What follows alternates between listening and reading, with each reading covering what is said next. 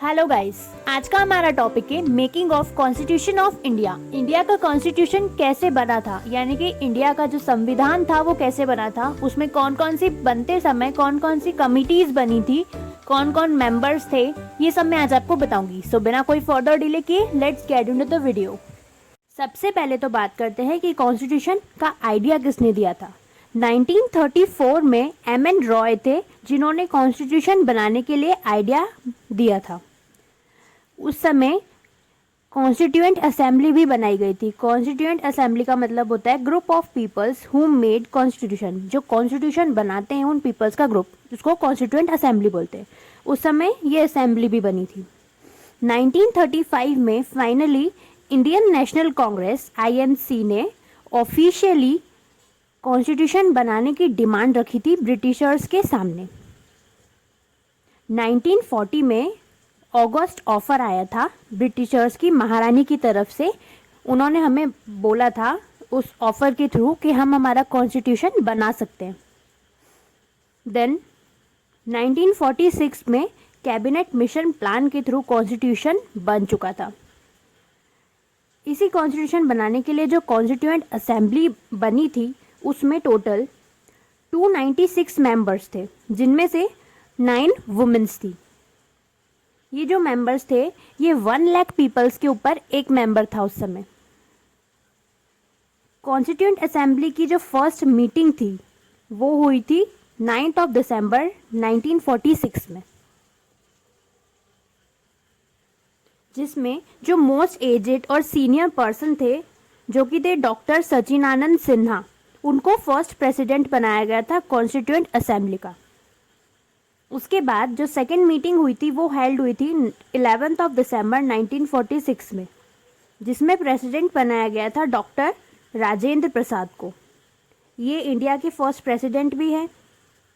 Then उस meeting में जो वाइस प्रेसिडेंट जिनको बनाया गया था वो थे H.C. मुखर्जी, एंड जो एडवाइज़र बनाया गया था वो थे B.N. राव।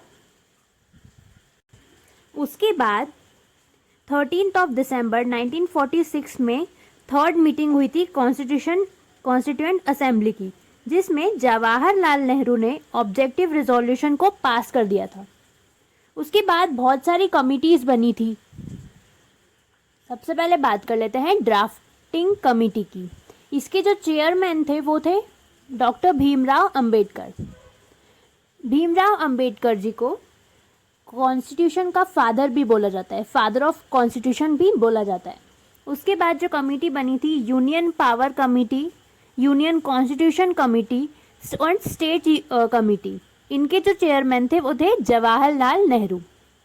देन जो advisory committee on fundamental rights of minorities, provincial constitution committee, ये जो दोनों कमेटी बनी थी इनके चेयरमैन थे सरदार पटेल।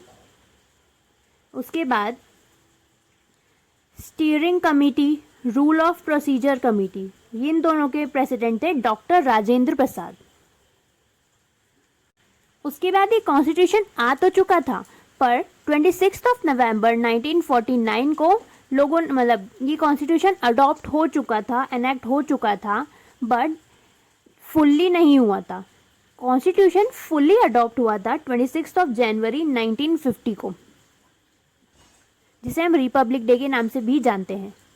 इस दिन कॉन्स्टिट्यूशन को फुल्ली अडॉप्ट किया गया था, लागू किया गया था।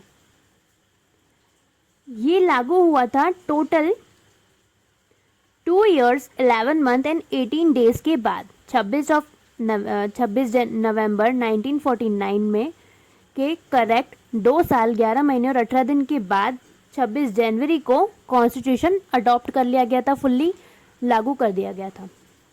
जब कॉन्स्टिट्यूशन बना था तब उसमें टोटल 395 आर्टिकल्स थे, 12 शेड्यूल्स थे एंड 22 पार्ट्स थे। ये थी पूरी स्टोरी कैसे हमारा कॉन्स्टिट्यूशन इंडिया का बना था। If you like my video please like my video and subscribe my channel. Thank you.